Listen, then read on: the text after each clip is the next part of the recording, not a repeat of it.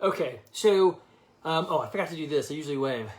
This Conversation Points series of talks is about your student athlete.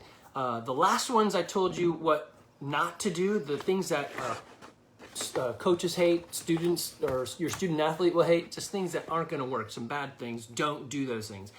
Here's stuff you can do. I'm going to just start off straight off with the list, and then I'm going to go into each thing. So this is from a dad's point of view who has 4 kids playing club sports. This is from a human's point of view who owns a gym that helps train adults as well as students. I've done so much coaching, whether it's rec level, club level, adults, kids, high school. I mean, you name it. Weirdly, I got a call out of the blue, like a Kevin Bacon link up. The River Ridge track and field coach texted me and said, "Hey, I hear you pole vaulted." I'm like, "What?" Yes, I did. And I have helped some people pole vault, but that's been years. So he's like, "I need help." And so, you know me, help first. I said, "Sure, I'll be there." When and where? So Friday at the River Ridge track and field, I'm going to go help some kids pole vault. So we'll see how that goes. But I've done a lot, and I have screwed this up a lot. So the stuff I'm giving you isn't just, I don't know, it's theoretical, and you should just maybe try this and maybe meditate on it. This is real stuff. Okay, so here we go. I'm going to run through them, and then I'll talk about them, all right? So be on time. Your kids can't drive, so if they're not there, be on time. Have the proper gear. Help them with mindset. Nutrition habits. Start it now. Out-of-season options. Set obtainable goals. The magic saying, "I love watching you play," and then shut your mouth. I think we talked about that last time, though. One-on-one training versus group training, and what you can do and how you can do those. So, hey, Amy, new eyes, not just yours, but other parents and coaches. And then understand and partner with your coach. Okay, so let's take those back. I got other stuff too, but we're going to start with this. If it goes too long, I'll separate these out. So be on time. Look, if your kid can't drive and she's late to practice, that's pretty much your fault, right? Unless they're at home dragging their feet and you're in the car. So this is what I do to my kids. I coach. So currently right now, I will tell them, "Hey, practice is at 5:30. I need to be there about 5:10. Because I like to be early. Early is on time is late, and late is unacceptable. Just get that into their heads, into your head, right? So I tell my kids, I will be in the car at 5 o'clock. I will honk the horn. If you're not in the car with me, then I leave you. And so they know ahead of time. And then I give them a warning. Hey, 5-minute warning. I'm about to head out the car and get it all sorted. So get your junk and get ready. And I honk the horn, and they have 60 seconds to make it to the car. Otherwise, I'm off, right? So I set them up. We have a process, but it's my fault if they're not there on time. I'm planning because, I pretty much plan it. Now, it's different with my high school kids. Olivia and Evan can drive themselves. So I'm like, hey, it's in the calendar. I'm helping you with that because I'm teaching you a life skill. So here's how to work the Google Calendar. It's in there. You get gas in the car. You got your stuff ready. There's the pep talk. You're on your own, right? For Evan, he's only how old is he? 16 right now. So I give him a little bit more of, not bubbling, but hey, have you thought about this? Hey, did you plan that, right? For my daughter who's 18, I'm like, hey, welcome to the real world. You forgot your cleats? That sucks. Yeah, when I go to work and I forget my brain, you get fired. So don't forget your cleats, right? So failing is great. I always say this, when you lose, you learn. Failure helps you understand, right, what to do to fix that. Now, if they're late because you're late, stop it. Coaches, man, I hate it when kids run in. Sorry, I'm late. I hesitate to ask. Why? I'm just like, just jump in. They're not warming up. They're missing stuff. It's just not good. Don't be late. Be early. Next one, proper gear. So I have chosen sports that require very little gear. I wrestled, so I had a teeny little singlet and some headgear, right? I pole vaulted, which I guess you need some shoes and a pole, but the school usually bought that for you. I told my kids, look, you can only play soccer because there's too many of you. I can't drive all these places, and it requires shoes and shin guards, and that's pretty much it, right? So I've made it easy, but Oh my goodness, the number of times. Oh, so actually, let me back it up. In my car, I have, starting at my youngest daughter, Evie size, so what is she, like a 4.5 or 5, up to my son's size, which is nearly a 12, every other size or just about, in soccer shoes with various worn out level of cleats as they've, thrown them away. I don't throw them away. I put them in a bag. So I have every other pair. Why? Because the number of times kids show up to a game and they're like, hey, coach, look at this. And they pull their shoe and the sole apart. And they're like, that's weird. I didn't know that was happening. You're like, how did you not know your shoe was coming apart before now? And so I have a bag of shoes in my car because, and I'm not saying the gear is your responsibility. What I am saying is teach them to respect their gear. I love Mark at the Soccer Outpost up in Hickory Flat. He's like, hey, if you buy leather shoes, you need to take care of this. And it's a great way for them to understand how to take care of their gear. So I love it. One of my kids is great about taking his soccer shoes out and putting them on the little blow thingy that my wife got from Costco's that unstinkifies them, which is great, and dries them out. So even if they're not wet, put them on there, it airs them out, and it takes the stink away. So if you got stinky shoe, that's a real thing. That's a problem. And it usually just put a hairdryer in, don't put a hairdryer in there, but it's like putting a hairdryer in the shoe and letting it blow out. So one of my kids does it, and he's like, yeah, I'm on it. I take care of my stuff. The other one's not so much, and that's me trying to coach them into, hey, take care of your gear. If you don't and your shoe falls apart, does your coach have a bag of shoes? I don't think so. So they usually carry their old pair in there and then realize, well, I have to play with the stinky pair or the bad pair, and my toe's gonna get, lose a toenail because that's what I got, right? So help them with proper gear. Other sports require more gear. I guess swimming would be the least amount of gear, but maybe on that, buy them appropriate razors or help them understand if they're shaving. I think they do that stuff. I don't know, shave your body, right? Make sure they have the right stuff, right? Mindset. This, for me, is huge. My dad put me on this track, which back in the 80s, it wasn't really, I guess Tony Robbins, maybe he wasn't around then, but Zig Ziglar, those guys were coming up into the world. So, it was there, but for sports, I don't know, it wasn't really like a mindset thing. So my thing you could do, the concrete thing you can do right now is have your kid and you listen to the podcast Chasing Excellence with Patrick Cummings and Ben Bergeron. The podcast is a backdrop of CrossFit because that's kind of what they're into, but it's really about mindset of an athlete and things that revolve around that, the whole world around it. So start them listening to that. It's beautiful. It's amazing. Help them understand. I mean, it's really bad if you or the coach or the kid has the concept or the mindset of, if we win, yay.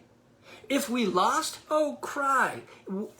In a game, there is always a winner and a loser. It just happens. That's what's going to happen. So if your only joy is winning and the losing is like boo-hoo, then half the time you're crying about games, and that's just stupid. I know, and you could think, well, what if you tie? So seriously, think about this. If my team is worse and your team is better on paper and we tie, who won? I did, because I tell my kids, yeah, look, they were better, they beat us last time, whatever, and we tied. That's a win for us. If you're the other team, you're like, dang it, yeah, we tied. That's a loss because we should have crushed them. So tying isn't, unless you're both going to the Super Bowl or something, you're supposed to tie, whatever. Tying is definitely losing or winning as well. So get your head out of that. When you lose, you learn. It gives me, the coach, an opportunity to fix things. The player should look at it and say, what did I do? Could I do something better? If we win with a toe ball, I might even consider that a loss. Like, oh, golly, you toe balled that in there and everyone saw it, and now they're like, yeah, coach is a toe ball coach. I might rather lose than win with some toe balls, right? Or, you know what I mean, whatever it is. If the kid is brick shot in the basketball, like he just takes it in one hand and chunks it and it happens to go in, and it's not like the buzzer beating shot, it's just how he shoots. I'd be like, oh, it's somewhat embarrassing, but it works. I don't know, right? So anyway, help them with their mindset. Help them, in this, I'm going to actually back right into this one. Help them with obtainable goals, right? Something that you may not know, hopefully you do, is SMART goals. So specific, measurable, attainable, realistic, time-based, and that's it, time-based. So SMART, you can look that up. Look up SMART goal and help them set those. I did that with my girls I don't think I have them anymore, but their evaluations, I said, hey, here's how I think you did based on the average girl on our team. Here's what I would improve. And this is what I double down on your strength, and this is the weakness. And then let's set a goal together to help fix that. What do you want it to be? And we made SMART goals. I seriously doubt any of them actually did anything with it. Maybe 1 out of 15. But at least they know the concept now. And it was actually kind of funny. 2 parents said, he just said SMART goals. And the daughter's like, I guess because you said it and you're not my parent, I'll listen. But so we were on the same page, which goes to the bottom one, partner with your coach, but we'll get there. Nutrition habits. Man, depending on the sport, wrestling, that's so bad for your health, for nutrition. Definitely have a coach to help your kid understand nutrition. If you're playing football, man, that is bad for your health too, for weight. On the other side, have somebody to help them along and not just say, the coach doesn't really care about the health of your kid when they're 25. And if the coach is packing on pounds so that he's a lineman that can just nail some people, which is great, but he's not helping them undo the mess that they're creating when he's 25 and he's still 400 pounds, I mean, that's bad. So get some nutrition guidance now. And I'm not saying things like, hey, let's do macro counting, we're going to track your plate and this and that. That's good. Nothing wrong with that. But go for the basics of, let's talk about habits. And how do we adjust your habits so that the cues, when you're done with football, the cues are gone. So the ritual and the reward are not set up because the cue is missing, right? So help figure those out so that your kid will have a better success later on for the boys in wrestling and football. I guess girls could do wrestling and football as well. But typically on the girl side, it's, and we see this a lot with soccer, they get into puberty and then they maybe change their eating habits or whatever, and it sizes them differently. And so you want to negotiate those waters super careful, and it's best not coming from a parent. Parents, if you're saying to your kid, oh, you're so ugly because you're fat, or you're only pretty when you're skinny, man, you are doing the wrong thing, and that's a whole different topic. And man, I don't ever say that stuff. Don't address pretty and love with weight. That's the wrong, you love them regardless, not because of the way they look. But athletically, I mean, it is a lot easier to play soccer when you're not carrying around extra weight, or whatever sport, right? So maybe not darts. I think darts is still a sport, or bowling, but maybe it doesn't matter. But anyway, so get professional help. Our gym does nutrition counseling through habits as well as macros, but habits is, I think, a better way to do it. It's easier to sustain over time and to edit those habits as you go. Okay. Next one is out-of-sport options. Help your kid investigate those. So if they're only playing in season, that's nice, but if they're really into it, or if you're into it, help them investigate that. Sometimes having different eyes, a new coach, something that's out of season will help spark or say or hear that thing that then carries them along. So investigate those out-of-season options. Even do like a sleepaway camp. I think that's great. They'll build some interesting bonds. They'll learn some freedom, but also they're there to learn whatever that sport is. I think it's a great option. Drive camps are okay, but there's something that spend the night away camps that really help. It's an intangible. If you haven't done it, then I can't really explain it to you. If you've been to them, you know, like, oh yeah, that one time when I went to that camp and I was up in, where did we go a lot? We went to Berry College for a soccer camp. A great experience on our own. Yeah, we snuck out. I don't know if they do that anymore. They probably have more cameras and all that, but that was part of growing up, right? So, well, that's another topic, I suppose. All right, next thing. I said this before and I'll say it again. This has been probably the biggest thing in my life. Don't be that ass on the field. Don't yell at the refs. Don't yell at your player. Don't ever yell at other players, and don't yell at the coach. Simply say, good job, boys, girls, whatever. Good job. I hesitate to even yell names. And then in the car as they're walking off the field, this statement has changed the game for me completely. Evie, I love watching you play soccer. And even when she's coming off with tears, like we lost and it was bad and the big girl crushed me, when she hears that, she's like, yeah, okay. And it changes the framework in their head of what they're looking at. I'm here, I did have fun, and my parents, I'm performing to them. AJR has this really cool song, Watch My Play. So listen to that, you'll get the idea. They just want you to watch their play. So watch them play and tell them I love you and I love watching you play. Next, one-on-one versus group. There is a place for one-on-one training. I think off-season one-on-one is great, because champions are made in the off season. But if you're in a team sport, then you need that group lesson, right? So definitely stick with the team. Out of season, group lessons I think are also valuable. There's a lot of times like you can't practice timing and setups and whatever it is if you're by yourself. You can work on individual skill, which is great. And that individual skill, almost every coach, except for maybe swimming, is going to say that the ability to attack one-on-one is key for me. And typically there's many things that go into that. I already understand the defense mindset. I go goal side, pretty much works for any game. Doesn't, well, again, not swimming. Anything with a ball and a net, go goal side, right? Make it compact, jockey, all those things. If you can take someone on one-on-one on the defensive side or the offensive side, I have the skill set, the hands or the feet or the maneuver, whatever it is, to get around them. That's beautiful. So, of course, you want to win when you're on defense and win when you're on offense. So one-on-one is huge. So it is valuable. I think the thing that maybe is not gone to a lot is getting your 10,000 hours in your sport is definite and mandatory, and you need that, right? Build that time up. But you also need to train the other things that build you up. So again, using Matt Shelton from Tulsa, I think is where he's playing right now. He talks about his athleticism and how he's really ramping that up while doing the other things, foot skill and so forth, the basics, you know, the mundane, mastering the mundane. So like we started something for my kids, the summer strength that we do at the CrossFit Garage at our gym. And I'm starting something now for my soccer girls called Soccer Strength and Power. It's pretty much the same thing. We're going to twist it a little bit to help them specifically with soccer. But find that stuff that's out of the ordinary that when they come back, yes, I've been juggling, and they're like, whoa, right? So look around, Google it, right? I don't know, in these times, you're like, well, what about Corona? Man, if you're concerned about Corona, then get off sports. I don't know.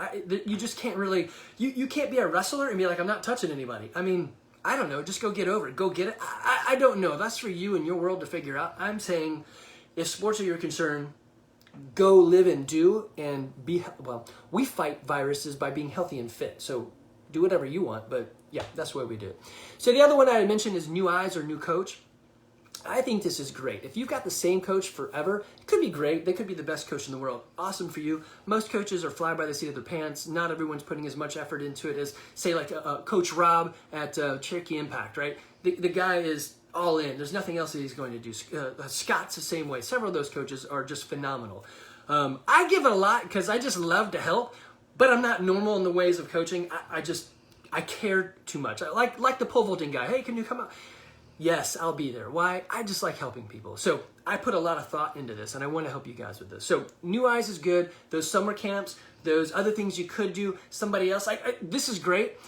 It doesn't even have to be brand new eyes, but brand new environment. So one of my players, Lila, a great soccer player, she's at our gym doing some stuff with the team, and I am watching with new eyes. It's not soccer coach eyes, but I'm doing CrossFit eyes, and I'm watching form, and I'm watching her. I'm like, wow, I said this, and I gave her a cue, everyone a cue, and she cued really well to that spot, and then she maintained range of motion as well as proper movement. And so the other day, when her dad came in to pick her up, I was like, I just got to tell you. So new eyes, seeing her in a different light, I'm like, I think I could do more with her than I was on the field. I'm not pushing her as much as I probably could. So having either new eyes or new environment with the same guy is beautiful. It brings up different things you can have with your kid. Switching teams, maybe that's a good one, right? The last one I'm going to go over, and then I'm going to cut this off. I got more stuff, but we'll make it another talking session, is understand what your coach is trying to do and then partner with them. Don't be the guy who fights the coach. Why isn't my kid getting more playing time? Well, you never show up on time with your kid, so I'm punishing them because the other kids do. Or your kid never juggles and their footwork sucks. So yeah, I'm pulling them off the field because we're going to lose if I play her too much. I go, well, that's interesting. If you think your kid is the best on the team, then you're an idiot and you need to get different eyes on that thing, okay? Hey, Kirby, I don't know where you are in this, but hey, you're at the end for me. There's very few times when you can say your kid is the best kid on the team because, well, are they the best at goalie? Well, no, then they're not the best on the team. Are they best at defense or offense? Are they best at midfield or passing? Are you talking about throw-ins? Which particularly piece are you saying? Are you saying overall, in general, she's the average best? Well, then she's just average. She's probably not the best at something, right? So very few times can you say my kid is the best. And if you're fighting your coach because my kid is the best and they deserve, then you're an idiot and you're screwing up your kid, right?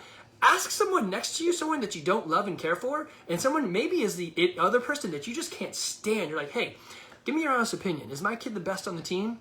And they're probably going to tell you honestly because they've wanted to say it for years. No. And you're an a-hole, and you should stop it, right? So understand what the coach is doing. Partner with them to help. For me, it's easy. Hey, girls, juggle at home because footwork is our worst part, right? In soccer, I have an easy ability to fix, you're tired. How do I fix you're tired? I can just sub you. But I can't fix skill. So they get on the field and they're like, I can't pass or trap. I'm like, dang it. And I got to play you some.